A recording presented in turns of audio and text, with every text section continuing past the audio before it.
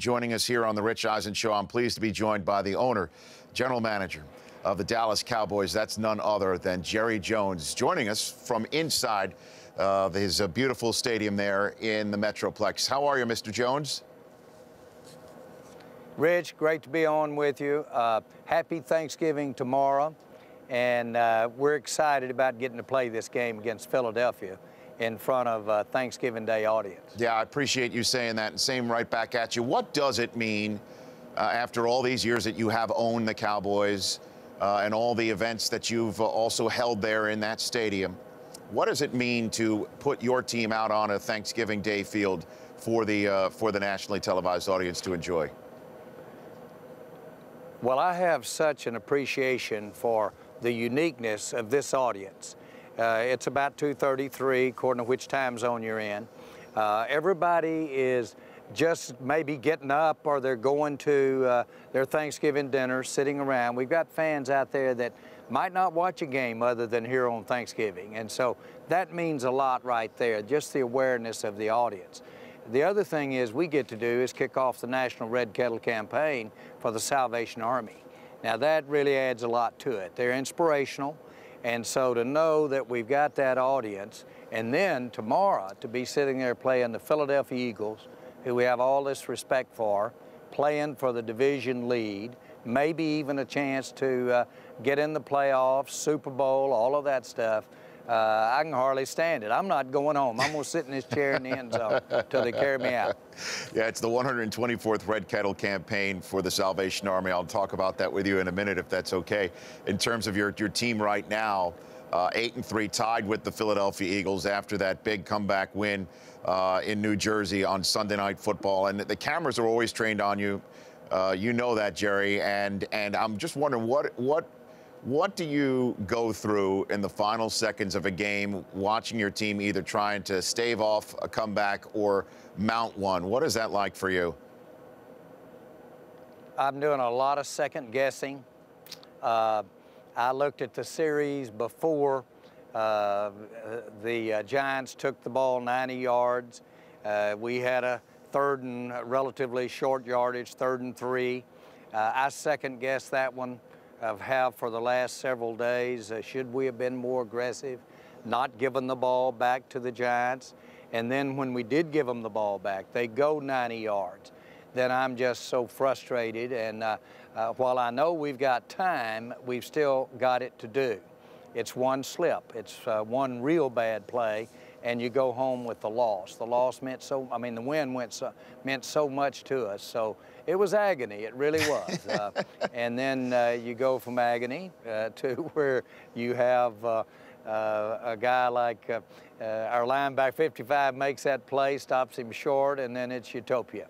Yeah, and now you're 8-3, tied with the Philadelphia Eagles. Are you thinking Super Bowl right now, Jerry? Well, no, because you don't have to. It does no good. The facts are that we've got everything you could want in the NFL tomorrow. Here we are against a Philadelphia team that could very well be a Super Bowl contender. And here we get to play them in front of a national audience, national holiday. You know, what else can you have in the NFL? We're so proud just to get to be a part of it, get to be a part of the game, and then to have one that we can showcase on national television is almost too much. I'm talking with Jerry Jones of the Dallas Cowboys. He's sitting in the end zone of the beautiful Jones Mahal, as I like to call it, there in the Metroplex area with a big Salvation Army sign behind him. We'll, again, talk about that in a minute. A lot of fans, a lot of national observers look at your roster. We see Des Bryant unsigned, DeMarco Murray also needing a new contract at some point. And a lot of people believe that you won't be able to sign these guys long-term to the type of dollars that they're playing to right now and move forward. Can you sign both of these guys in your mind? Well, yes, and we actually had quite a roster trimming, a salary cap sensitivity starting this season. And so we couldn't and didn't keep DeMarcus Ware, who's having a great season over at Denver. And so we've had to make those either-or choices, and this is really giving us a real challenge. But what a challenge to have. We've got players that are playing at a level that might have been unexpected, and then when their contracts come up, then you have to deal with it at that time. How much better is life when you're winning, Jerry, than otherwise? How much better is life for you? Well, you mean, does it make any difference when your jokes are funny? Does it make any difference when they kick your stall in the bathroom? No, seriously.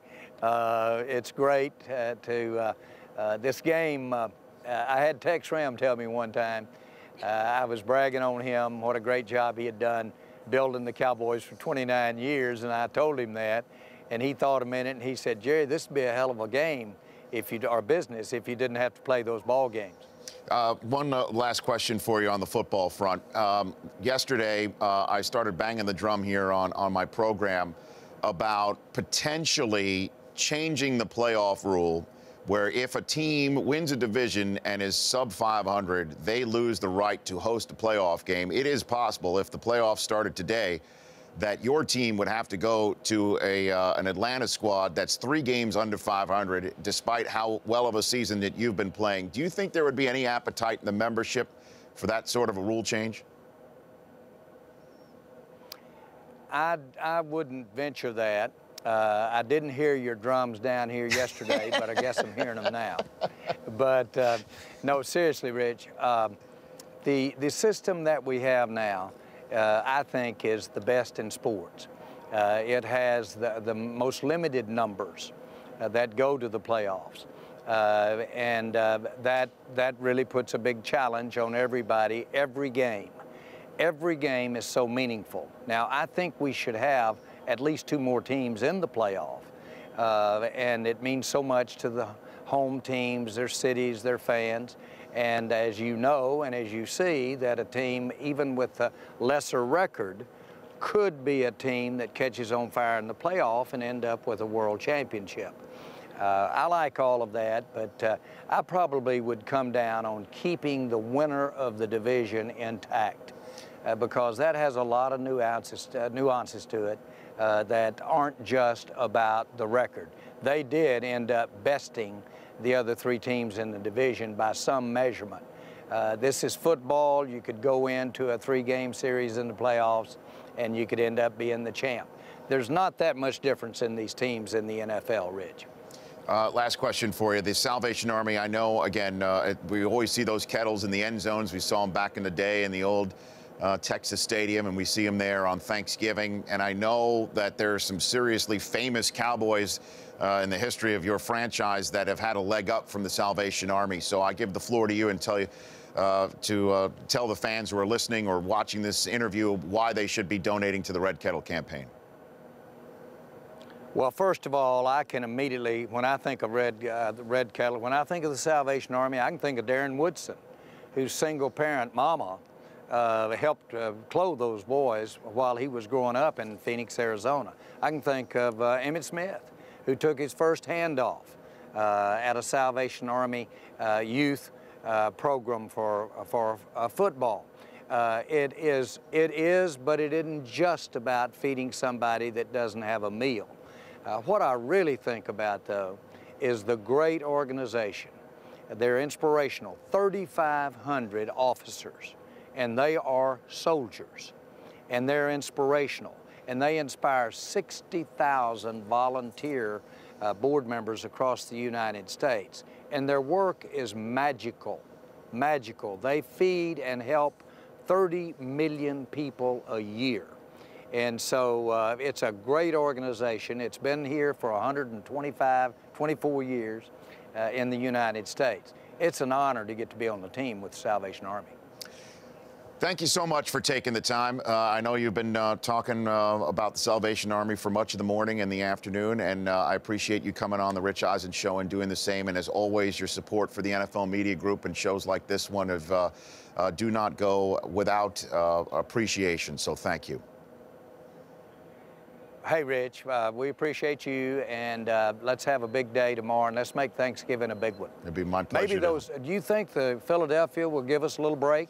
You know what? I have sources in that part of the country, and I have a feeling that's not going to happen. There will be many other things for which you can be thankful, but that's not one of them, unfortunately.